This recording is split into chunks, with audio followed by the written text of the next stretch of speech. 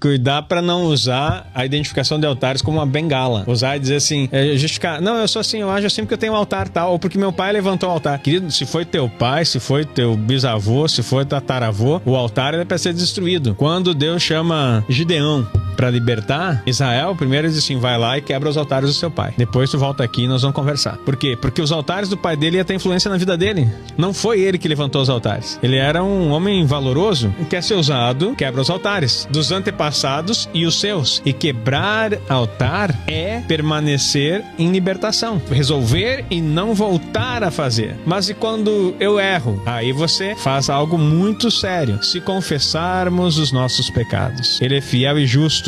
Mas tem o se, para nos perdoar os pecados e nos purificar de toda a injustiça. Não era homem justo e íntegro. Se tu tiver injusto por causa dos teus pecados, o dilúvio vem para você, meu irmão, e leva tudo.